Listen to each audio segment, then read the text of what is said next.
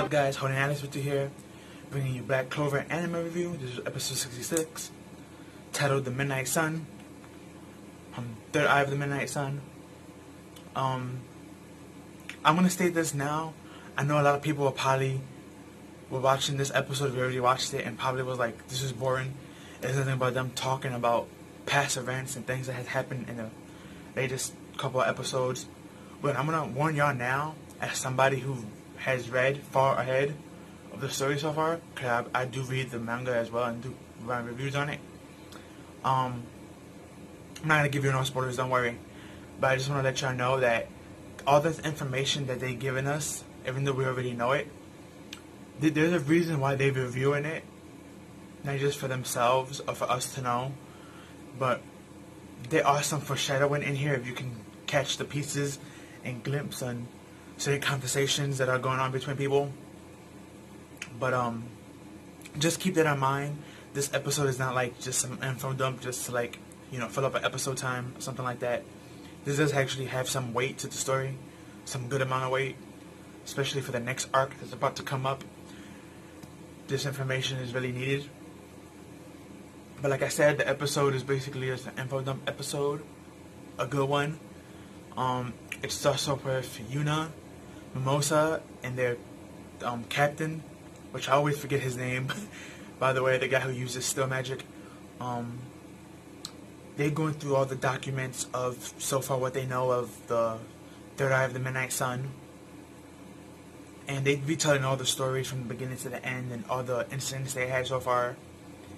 And they also bring up that it seems like it's fate because for some odd reason, most of the incidents, the Black Wolves, mainly Asta, always had something to do with them and always them crossing each other's path in battle. And Yuna was like, if I was there, none of this would have happened.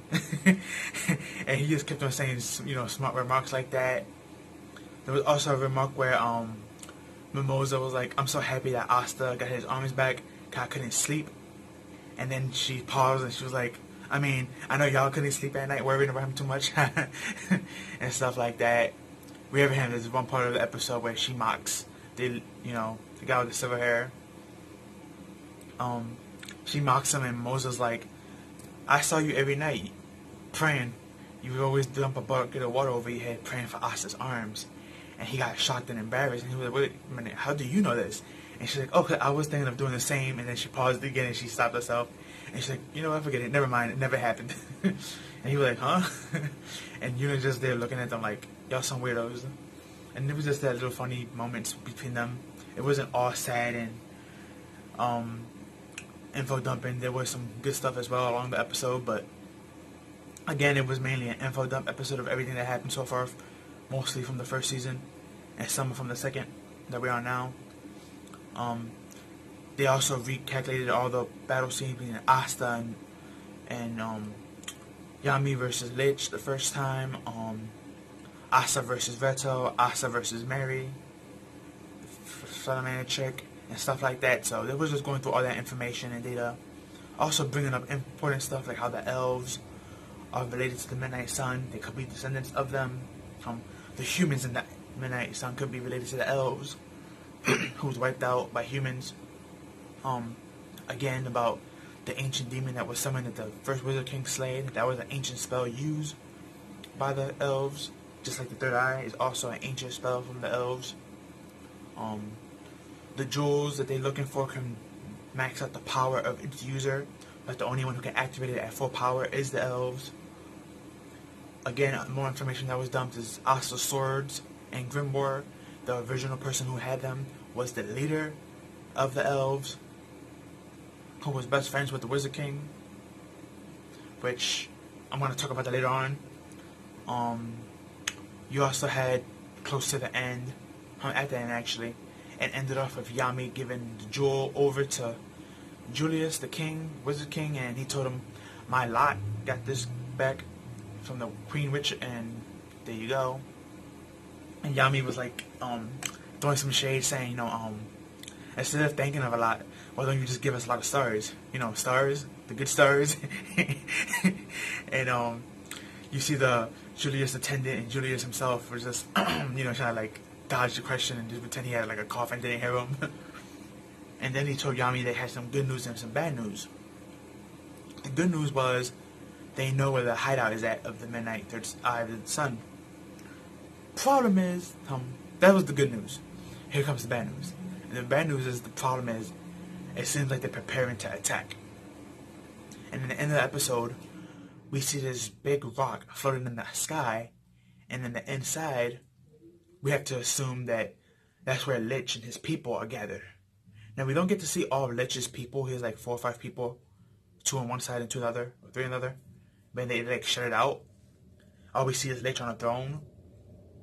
But we have to imagine that in that throne room, since it's made of rock, and we see that big rock hanging over some city in the end of the scene before we get the credits, we have to imagine that that same scene must be in that rock, which means that floating rock is probably their fortress where all the enemies are at, and they're probably gonna fly to the Clover Kingdom and attack by aerial assault, which is the most commonest way to usually attack a nation. But that was also the end of the episode, that little snippet.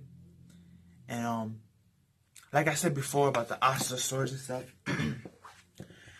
I believe, this is just my opinion, this is not from the manga or anything, but I believe that Asta and Yuna are part of the reincarnations of the Wizard King and the Elf Leader.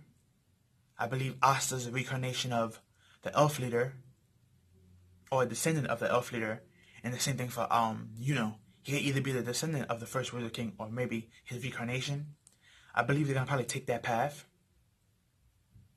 because if you look at the Wizard King statue when they show that close up, and you put Yuna's picture right next to it, they look like they could be father or son.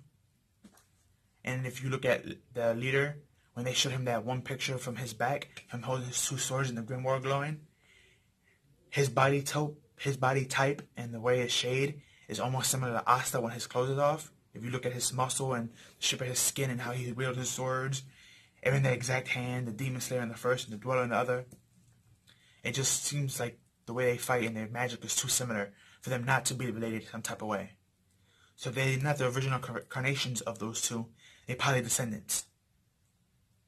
And maybe that's why they were abandoned at the church, which is the start of the episode. We find out, Asta and Yuna are both orphans. So maybe that's why they became orphans. Maybe their parents or their clans didn't want that destiny for them to collide and meet in battle. So they decided to adopt them, and maybe if they grow up together, they can avoid that fate. Who knows? Or this could be a master plan for them to grow up together and be strong and then fight each other to the death one day. Who knows? That's just my, theory. There's not spoilers or anything. But I always believe that, especially with this past information of, Asta having the same exact swords and grimoire as the leader.